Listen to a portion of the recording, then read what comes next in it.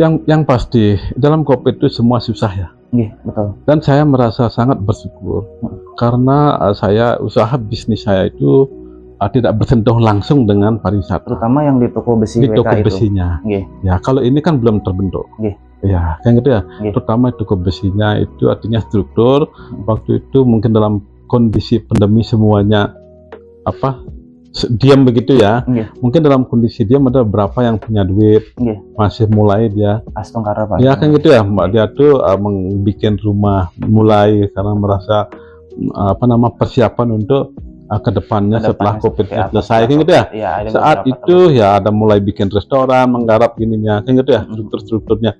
Nah, saya itu ada proses meskipun saya betul-betul turun proses penjualannya hampir 70%, tapi saya masih bisa menghidupi anak-anak, masih bisa menghidupi SDM di sana. SDM Pak, itu tapi 70% Pak. 70% turun. Ya karena kita kan di Bali pariwisata Pak ya. Pariwisata. Semua tergantung ke sana. Syukurnya itu yang bersentuh langsung dengan pariwisata kan nol dia, bahkan minus ya. Yang minus. Tapi saya masih ada 30%. Itu yang saya kelola untuk kita makan bersama-sama. Itu yang Pak. Ya, sangat-sangat.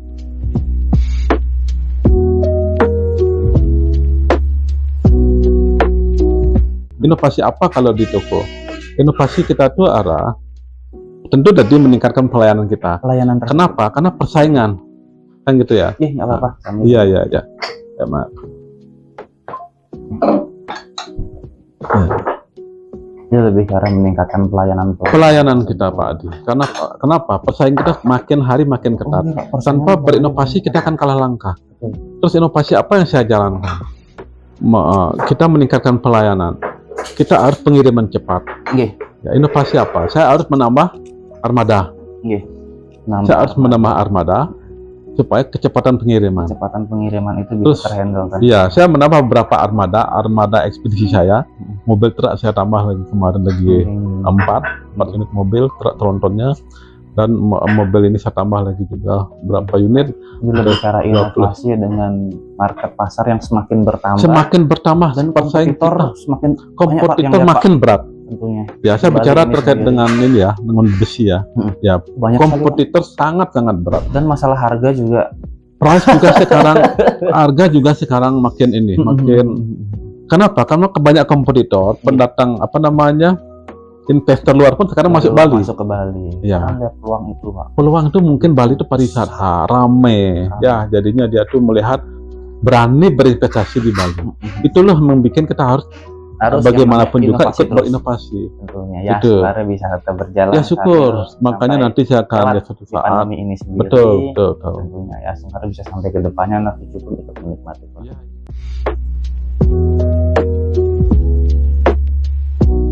Petani.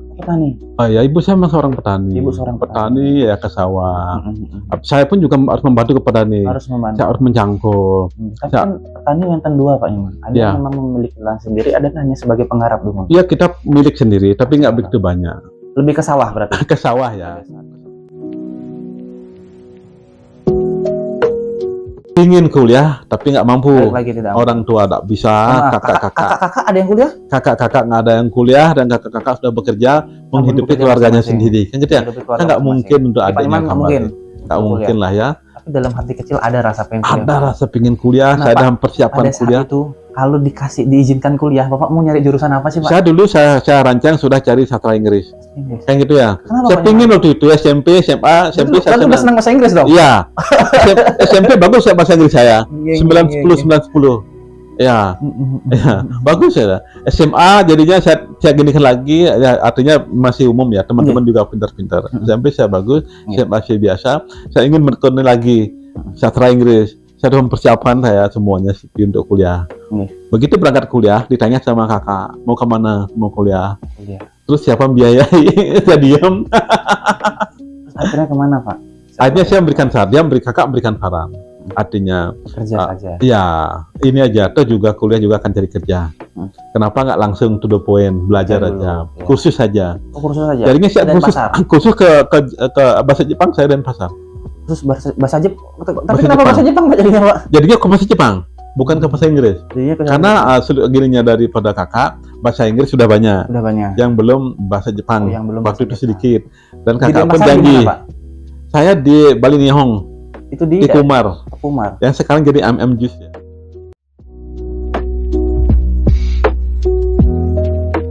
Saya mulai kerja tahun 95. 95 mulai bekerja. Ya, 91, 90 saya kan mulai gini ya, berproses ya. Belajar. Ya, belajar, membantu belajar jualan di Arsop, teman-teman punya Arsop. Sempat jualan di Arsop. Sempat jualan di Arsop. Punya Arsop di Sanus dia. Ngacung sempat apa, Pak? Ngacung enggak.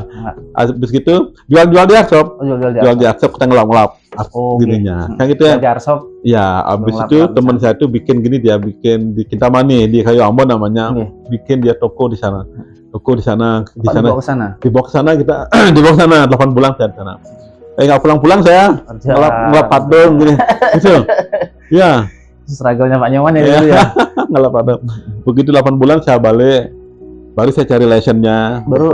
Ya, license-nya, dapat license-nya, kita ngelamar pekerjaan. Pekerjaan saya pertama kali ketemunya di Kalpataru Tour namanya. Kalpataru Tour pada saat itu. Orang Jepang. Sebelumnya saya di Paradise itu trainingnya. Lama saya training sana. Training di Paradise Dumon. Ya, Paradise Tour. Lama saya training sana. Ya, sampai ini sampai bisa mengendal tamu lah ya. Sampai bisa mengendal tamu, itu baru mulai lepas. Betul, melepas dari ini ya. Memang khusus Jepang. Khusus Jepang. Pada saat itu. Ya, teman-teman itu juga ya guide itu juga. Itu lebih nge-guiding sendiri atau kita udah mulai driver sekalian, Pak? Enggak, kita memang ada pure guiding. Jadi kita waktu itu memang guiding pakai mobil kombi putih itu. Memang begitu waktu itu. Saya kapal-kapalnya waktu itu. Jadinya dikasih tamu, kita ambil airport langsung besoknya jalan. Itu kan ramai waktu itu tamunya. Enak lah kita luar gini waktu itu. Ya. Masih bagus Pak guiding ya. Ya. Guiding itu sendiri. Ya betul.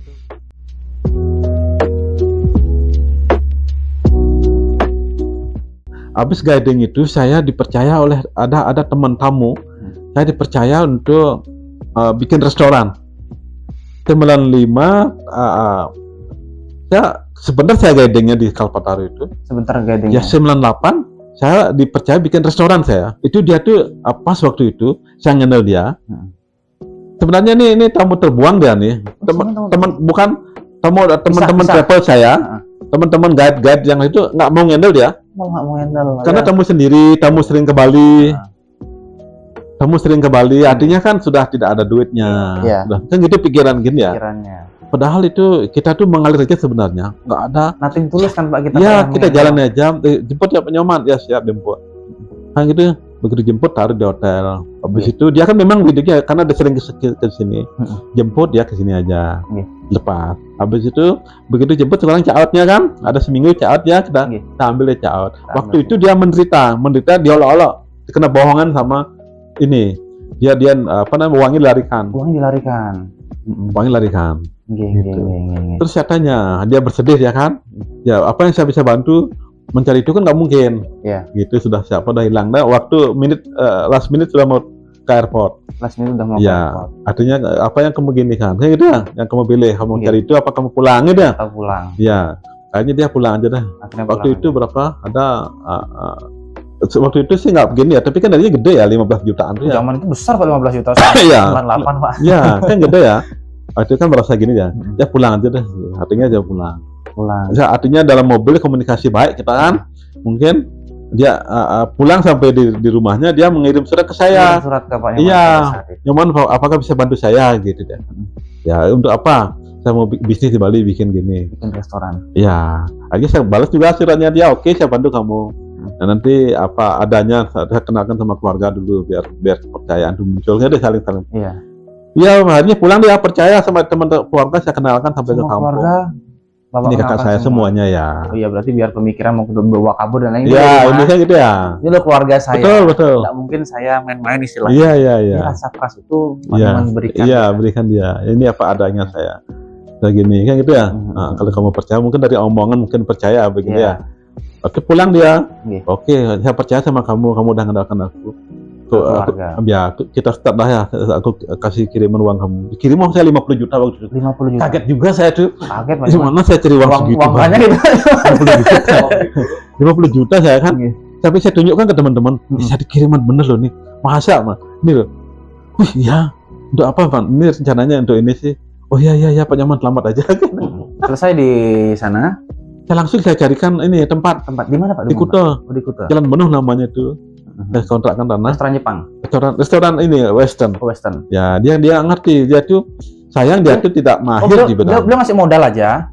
Udah silahkan Pak Nyoman. Iya. Bener-bener 100% Pak Nyoman. Betul. Sayang dia nggak mahir di bidang itu. Kalau dia mahir kan lebih maju restorannya. Tapi Pak Nyoman basicnya dapat dari mana Pak? Iya, jadinya saya cari karena ya orang berbisnis kan begitu ya. Artinya kita feelingnya dan instingnya itu cepat muncul ya. Artinya saya punya ide. Artinya saya cari orang yang bisa masak. Cari orang yang bisa masak. Ya, cari orang yang bisa mendesain gitu ya. Ya, akhirnya bisa mendesain. Ya, ngomong terwujud lah restoran itu. Kan gitu. Terwujud dengan nilai sekian, berjalan itu. Tapi namanya di mana? Manis. Nyoman saya kan, nama saya kan Nyoman. Dia tuh namanya Nisi. Manis. Saya namakan warung manis. Warung manis pada saat itu. Sekarang udah.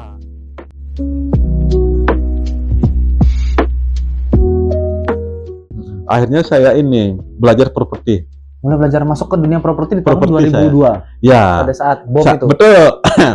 Kebetulan teman juga punya properti, diajak saya jadi marketingnya. Jadi marketing. Di Tukat Sentanu, itu Tukat Petanu. Petanu. Iya, di Sidakarya. Di sana saya namanya PT Bali Dewata. PT Bali Dewata. Triduta Dewata. Triduta Dewata. Ya, PT Triduta Dewata. Namanya Pak Adi juga punya tuh. Adi Wijaya namanya, dari Sabanan. Dari Tabanan Pak Adi Wijaya. Ya, tinggal Sidakarya. Pada saat itu Bapak ikut jadi marketing kan gitu ya, tapi kan hasil nggak tentu, nggak dapat gini kan. Iya, nggak tentu bakal dapat jualan, baru kita dapat hasil. Iya betul. Seharian gimana dong Pak? Ya seharian kita kan masih ada bekal lah ya. Sekarang ada bekal. Tapi mohon maaf, udah nikah atau belum pada saat itu? Masih bujang saya. Dia masih fokus ke sana. Saya belum berani menikah waktu itu. Karena belum gini ya. Ya masih gini kita. Belum berat tanggung jawab lagi Pak. 2002 sampai 2000, saya nikah 2005 kan. 2005. Artinya proses itu. Tapi untuk pada saat itu di properti, di marketing itu Astungkara lancar Pak? Astungkara setelah 2000, setelah itu dunia baru dia. Kan? Betul. Dunia baru, betul. Di Bapak. Saya baru belajar. Dunia baru di Bapak. Betul. Saya punya modal waktu itu. Itu yang Bapak ngejual apa Pak istilahnya pada saat itu? Ini kapling, tanah, bangunan.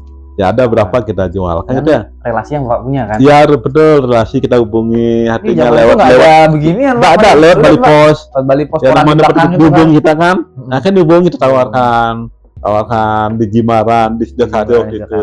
Ya. Ya Astungkara waktu itu bisa lah untuk ini. Jalan. Ya dapatlah kita hasil. Ya lama saya di sana. Lama. Sampai 3 tahunan. Sampai menikah itu berarti? Belum menikah tuh. Setelah 3 tahun baru saya keluar. Merancanglah saya properti sendiri. Saya punya modal sendiri. Dengan modal sendiri.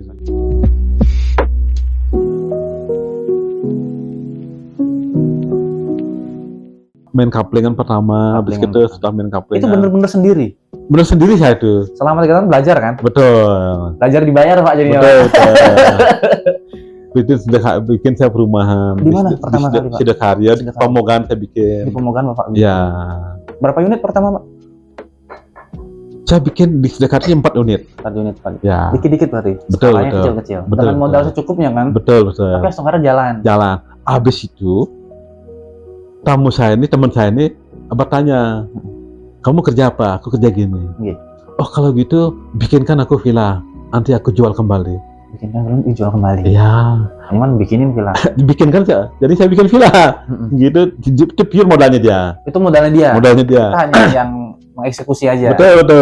Modalnya dia, saya bikinkan modal di Muding. Di Muding, Canggu. Ya, itu. Sampai basic ke sana ada juga jadinya Pak. Belajar. Semuanya berproses saja. Semuanya berproses. Iya.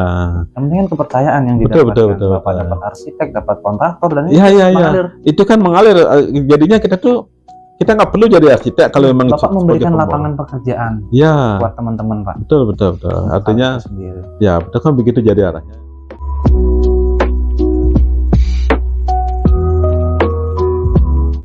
Gini. Saya kan bikin trali.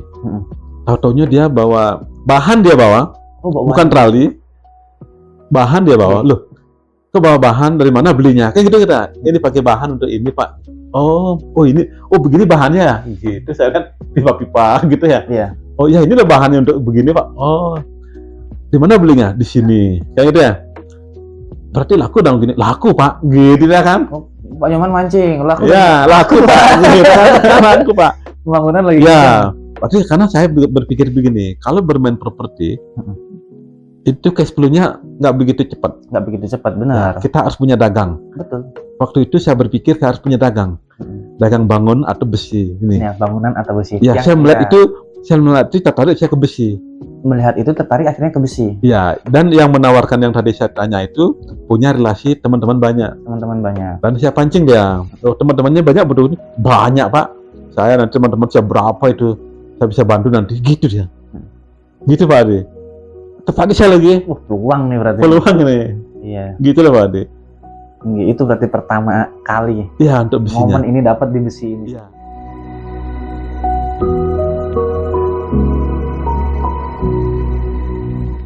Harapan kita kan sehat, kan gitu ya. Harapan kita sehat dan mendidik anak-anak gitu ya, supaya anak saya kan masih yang muda kecil-kecil ya, masih jenjang pendidikan, kan gitu ya.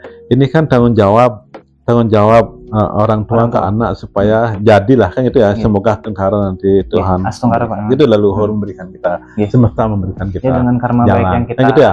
Semoga kan gitu ya. Ya setelah itu mungkin ya di bisnis memang kalau sudah bisnis ini berjalan udah memang tujuan kita kan untuk kesejahteraan kita bersama kan gitu ya, tidak boleh untuk kita aja kan gitu ya. Ya artinya ke depan mungkin kalau memang bisa kita kembangkan lebih besar lagi ya Tengkara, semoga nanti bisa berkembang lebih jauh lagi lebih jauh Pak Adi ya. Ya di CS Trans terutama di WK juga